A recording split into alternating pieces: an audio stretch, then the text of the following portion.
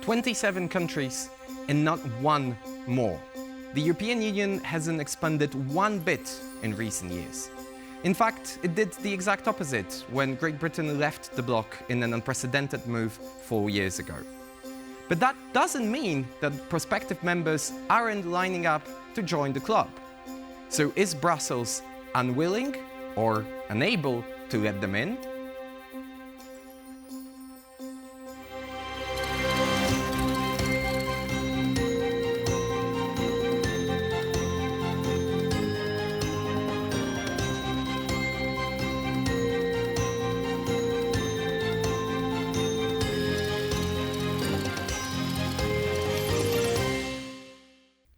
Good evening. My name is Mateusz Mazzini, and this is Wider View.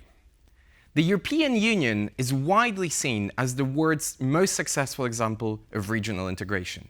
But in recent years, the bloc has seen a near total paralysis of its enlargement process. There are 9 countries in accession talks with the EU right now. Some of these have been going on for over a decade. Are any of these talks nearing completion? What countries are closest to the finish line? And what's really keeping the EU away from accepting new members? We'll get to these questions and more with our guests in just a minute. But first, let's learn more about the current state of European integration. The project of European integration has seen 7 rounds of its enlargement since the bloc's beginnings as the European Coal and Steel Community in 1951. Each expansion happened in a different political context and was significant in its own way. Early expansion was motivated mainly by economic factors. The UK, Ireland and Denmark were already established free market democracies when they joined. Later enlargements were used to reward countries for abandoning authoritarian rule and transitioning to democratic systems. For Spain, Portugal and Greece, which joined in the 1980s, accession was a sign of recognition by other Western states. But the most memorable enlargement happened in 2004, when 10 new members joined the European Union. Dubbed the Big Bang, it saw 8 countries from the former Eastern Bloc firmly anchored in the Western liberal institutions. Since then, the EU has failed to make any major breakthroughs in the enlargement process. Romania, Bulgaria and Croatia were the last to join the community, bringing it to a peak of 28 members. Then came Brexit, the first time an EU member state and Brussels parted ways, setting a dangerous precedent. It proved that Europe had become a very different continent.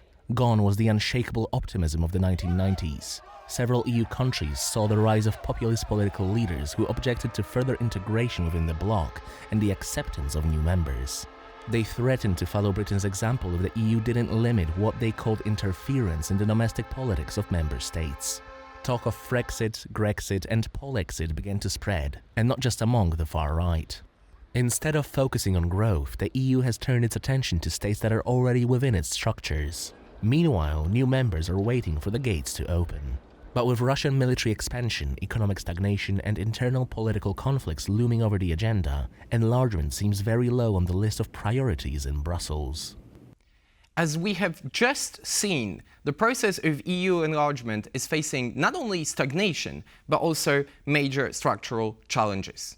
To discuss and unpack these challenges further, we have 3 expert guests with us tonight that will discuss the topic of prospects of EU enlargement. Jan Farfał, researcher in European affairs at the University of Oxford. Jana Juzova, senior research fellow at European Institute for European Policy. And Tinatin Japaridze, geopolitical risk analyst with Eurasia Group. Good evening. And I want to immediately begin with you, Tinatin, since you've been following the events in Georgia for the last couple of weeks quite closely. And we're having this conversation literally days after the very controversial Foreign Agents Bill was ratified by the Georgian parliament and thus became law. Could you give us the latest from Tbilisi? What is the reaction of the people, the opposition, the non-governmental organizations, and are people fearful that this move will anyhow endanger the path towards EU accession for Georgia? Thank you very much, Mateusz. It's a pleasure for me to be with you all. And of course, it is a very decisive and also a very divisive moment in Georgia's modern history. What we've watched unfold over the past couple of months has been, on the one hand, remarkable in terms of the protest movement, in many ways led by the youth. And then on the other hand, the complete ignorance of the Georgian government of public sentiment. And now we're seeing a lot of the repercussions when it comes to the Western responses, the implications, and what is at stake. And of course, a lot is at stake at the moment in recent weeks, and particularly in light of the Georgian government's move to adopt the controversial and deeply divisive foreign agents law. Some members of the European Parliament have gone so far already as to ask for Georgia's candidate status to be reversed. And as a quick reminder, in 2023, at the end of last year, Georgia finally became an EU candidate country, something that it was striving to do for a while. As you may recall, in 2022, Georgia did not receive the candidacy, and it was quite a bit of a morale boost, particularly for the public that stood in the streets of Tbilisi and beyond in March of last year, in many ways to also object to and protest the foreign agent law in its original incarnation. And now we're seeing this very same law that was brought back by the Georgian Dream and what it could cost Georgia, which is very frightening. And a lot is at stake, and not just in terms of the targeted sanctions that are coming from the United States, as well as some punitive measures from Europe, but in particular, in this case, Georgia's candidacy that could very well be at risk in terms of any progress. We will talk about the candidate status of Georgia and the future of that in a second, but for now I want to shift the perspective a little bit and bring Jan into this conversation, because you recently co-authored a report with Visegrad Insight with a self-explanatory, I think, title, The Costs of Non-Enlargements. And I want to ask you a rather, I think, frank questions. Does the EU, or why does the EU even have to enlarge and accept new members? Well, for the same reason as we should be supporting Ukraine or countries such as Georgia. I can hardly imagine how we could afford not to enlarge. It would render European Union weaker, more inward-looking, and more susceptible to foreign interference. Traditionally, enlargement has been of an enormous importance for the European Union. It reinvigorated the entire European project and catalyzed energy to move forward. And in light of the growing volatility of the international world order, any attempt of the European Union to become an active player on the global stage would not be successful without a successful enlargement, because Europe has to secure its frontiers and establish more meaningful relationship with its neighborhood. So on that note, I want to take Jana into that conversation as well, because among many other areas of your research interests, you're also an expert on Western Balkans. And we know that more than half of the current 9 candidate countries for membership in the European Union are located exactly in the Western Balkans. But some of them have been kept waiting for over a decade already. And why is that the case? Is there something particular that these countries are getting wrong in their accession negotiations that is taking them so long to finally become fully fledged members of the bloc? So look, I think it's a combination of several factors. On one hand, the European Union actually went through several crises ever since the promise to the Western Balkans about their European future was made in 2003 already. First, we had the financial and economic crisis in 2008, 2009. Then we witnessed the migration crisis of 2004, followed by the Brexit referendum. So the European Union was actually dealing with this integration tendencies. So it first kind of needed to consolidate itself, because before it could actually consider welcoming new members. In the same time, we had these issues with rule of law standards and liberal democracy in Hungary. So there was also this sort of a reality check that the democratic transformation actually is not necessarily a linear process as we thought. And also this whole narrative about reuniting Europe and return to Europe, which was driving the Eastern enlargement of 2004 primarily, was sort of withering away with all these issues. So that was the side of the European Union why simply we didn't have enlargement anymore as a priority or so high on the political agenda. And then there was the situation in the Western Balkans where, of course, the democratic process, which we hoped to witness, was disrupted by the wars in the 90s.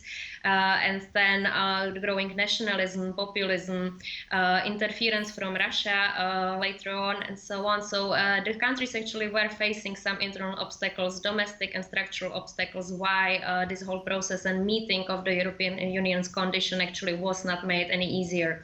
And as the process drags on for 2 decades, in fact, we actually see quite high level of mistrust at this point, and the relationship between the Western Balkan countries and the European Union is quite broken. So more efforts and new energy, new impetus is actually needed now to restore the process and make it functional again. A very case-by-case study approach, a very complex one, I can see. But now I want to circle back to you, Tinatin, and talk about the Georgian status right now, because Georgia is the latest addition to the list of EU candidate countries, becoming officially a candidate only recently towards the end of last year. How much of a meaningful moment was that for the Georgian people, and did it change the perception of the EU and mutual relations between Tbilisi and Brussels? Well, in many ways it did, and in some ways it did not. First of all, Georgia has for a very long time considered itself part of the European family. So it really felt in many ways as a culmination or the beginning of what will hopefully be a culmination for the country, joining the European family more formally as part of the European Union in terms of the membership. On the other hand, it was a very significant morale boost at the end of last year after Georgia got snubbed in the summer of 2022. But despite the country's challenging geopolitical and domestic environment, EU leaders still approved Georgia's candidacy during their mid-September summit in Brussels. And that was also a symbolic move in some ways, too, because the European Union writ large made sure that it was understood, that EU leaders made sure that it was understood that at the end of the day, it was the Georgian people that got this status of a candidate country, as opposed to the Georgian government, because as a quick reminder, even at that point, and this was before the Foreign Agents Law was brought back, there was very, very little real progress toward accession negotiations, or even anything close to progress at the time toward the candidacy. So the substantial reforms were still very much required in the judiciary, in terms of media independence, addressing political polarization. So EU leaders made it clear that the candidate status was being granted to the Georgian people. So in that respect, of course, it was a huge boost for the country and for the people. Thank you very much for that, Tinatin. And we're going to pause our discussion here for a second and move to the second part of our show, in which we take a closer look at individual countries applying for EU membership and the status of their negotiations. The states applying for EU membership make up a diverse and complex group. In some cases, like Turkey's, the very idea that they could enter the bloc has sparked plenty of controversies. Other countries, Moldova and Serbia, for example, have become battlegrounds for competing interests, with Russia and the West clashing both politically and economically. So, who's likely to join and whose chances are slim? Let's find out in this report. Out of the 9 countries with EU candidate status, more than half are located in the Western Balkans. But in terms of their progress in joining the bloc, each of the 5 are very different places. Montenegro, the smallest Balkan country and a candidate since 2012, accelerated its accession talks last year with the election of a new pro-European Prime Minister, Milojko Spajic. A major foreign policy goal of his is to join the EU by 2028. But for other countries, the path of success isn't as clear. North Macedonia's accession has been blocked by Greece and later Bulgaria. Sofia is demanding constitutional reforms to protect the ethnic Bulgarian minority, a move the government in Skopje has refused. Similar issues are blocking Albania's path. Tirana's turbulent relations with Greece and accusation of systemic corruption are standing in the way of EU membership. Most recently, the focus of European leaders has turned to Ukraine and Georgia, two newcomers to the list of formal candidates. But in each of the two cases, the path ahead will be rocky. Recent weeks saw the eruption of the most serious political crisis in Georgia's post-1989 history. 200,000 people took to the streets of Tbilisi to protest against a controversial foreign agent bill. Georgia's Prime Minister, Irakli Kobakhidze, wants every organization that receives foreign funding to register as a representative of foreign interests. The adoption of the On Transparency of Foreign Influence law provides strong guarantees for long-term peace and stability in Georgia, addressing polarization, which is essential for Georgia's integration into the European Union. After the bill was passed by Parliament, some EU officials responded with threats to suspend Georgia's candidate status. Ukraine's accession seems to be on everybody's mind, but its prospects raise a lot of eyebrows across Europe.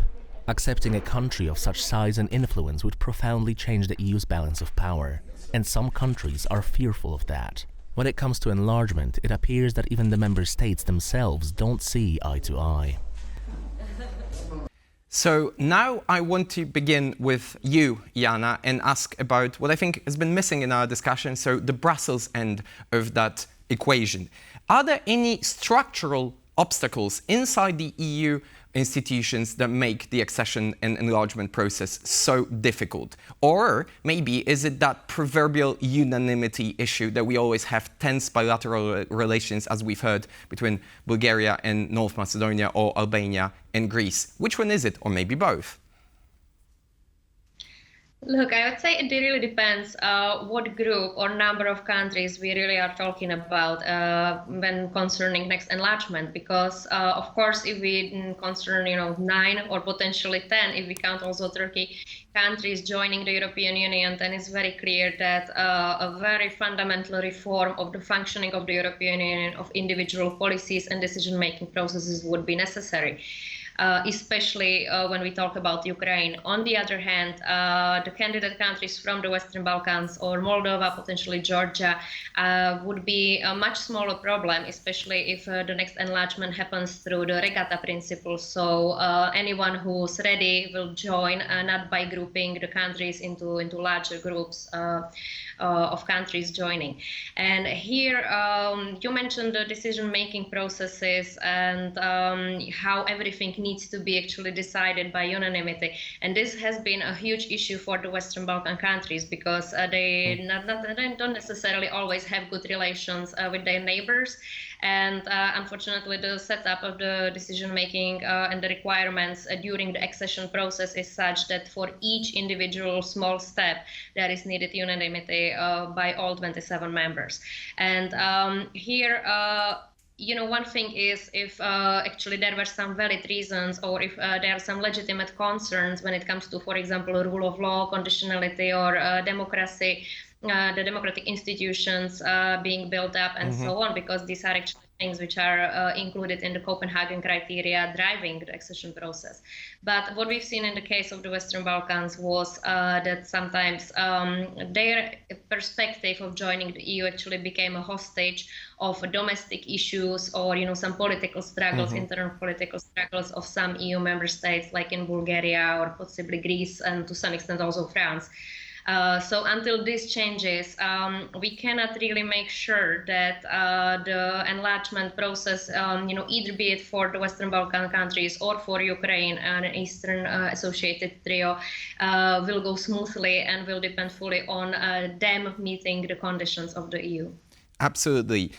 So, Jan, because you've done research in Serbia, among many other countries as well, and are also an expert on the Western Balkans, and I wanted to ask you, because as we have just heard, many of these countries have been somehow stuck in this perennial candidate status limbo. But at the same time, there are battlefields of influence. We've got the Saudi Arabian government making investments in Bosnia and Herzegovina. Obviously, Serbia is a battlefield between the EU, Russia, and China as well to some extent. Do you feel that we're running a risk of these countries being kept waiting for too long, that they might eventually turn away from their interest in membership and becoming associated with other superpowers? I mean, as Jana just said, there is this deep, profound disillusionment with the sluggish process that the EU is conducting regarding accession. But for the record, the EU still remains the largest economic and trading partner of those countries. And I think that part of this story is related to seeking some alternatives. And we shouldn't be following the narrative that it's about the all-powerful Russian interference, or for this record, Chinese interference in the region that is driving those developments. It's rather the lack of the strong EU presence in the region, which is allowing those other countries to interfere. Whether enlargement is, or the lack of enlargement is happening for too long, well, it's been almost 20 years, and it's a common sentiment among people that perhaps their grandchildren will be able to join the EU. Obviously, let's hope that won't be the case. But I think that all those societies are waiting for a sincere sign that the reforms will translate into accession. I think we will be discussing a completely different situation when EU sends a clear signal that accession is actually on the table. That could translate into meaningful reforms and completely transform the political spectrum that we're witnessing. So kind of following up on what you just said, am I right in understanding that more EU and more visible EU presence, also politically in those countries, would kind of by definition push away all the other foreign actors seeking interest and influence in the region, right? Correct. I mean, obviously, let's take account of the sluggish reforms happening in those candidate countries, but generally, I do believe that we could see something more. When you look, for example, for recent infrastructural projects happening in Western Balkans, highway in Montenegro or railway between Serbia and Hungary is done by China. When we think about energy presence in Serbia, it's done obviously by Russia. So the question is, where is the EU in that story? And even the recent support package that was provided by the EU, the 6 billion euros to Western Balkans, well, divided among all the countries in the region, that's a bit little. And number two, it's followed with conditionality. At the same time, those countries can receive much more beneficial loans from China. So that should also make us think about the effectiveness of the EU. So, Tinatin, I want to move back to you for a second, because Georgia, for all intents and purposes, is running a risk of becoming another contentious sphere of rivalry between the European Union and, in that case, obviously, Russia. So, hypothetically, should that scenario materialize, what would happen? What would be the future of Georgia if the prospect of EU accession faded away? The problem is that at the end of the day, it is not so much the fear of Georgia in one or another power's influence, but rather the reality that we are in is what is unfortunately driving a lot of the conversations that are being had that are no longer sheer panic. Georgia has been for a very long time in Russia's sphere of influence, but Russia is far more emboldened now because it is also being it is being emboldened by the Georgian dream to pursue its objectives without Moscow having to do very much itself, because the Georgian dream is in many ways a very pro-Russian party, even if Georgian politics per se in recent years has not been pro-Russian, because we're seeing that a lot of the interests on both the Georgian dream side as well as Moscow's side, they are fully aligned. And therefore, it is only inevitable, it's only a matter of time if Georgia's EU accession process is fully frozen, let alone suspended down the line, that Russia will be able to reinsert itself very openly and very explicitly, not just into Georgian politics, but in many ways into every Georgian's reality, which is something that so many of the Georgians that you are seeing in the streets of Tbilisi and beyond are fearful of and protesting. Jan Farfał, Jana Juzova, Tinatin Japaridze, thank you very much for your comments and analysis. As we can see, the European Union is very far from reaching a consensus concerning the directions and priorities of enlargement. But it seems Brussels can't afford not to accept new members. Competition from Russia, China, and the United States isn't going to decrease. And so for the EU, the choice seems to be obvious. It needs to grow to remain globally relevant. Thank you for being with us tonight. Join us next week for a discussion on extremist movements and far-right parties ahead of European Parliament elections. Good night.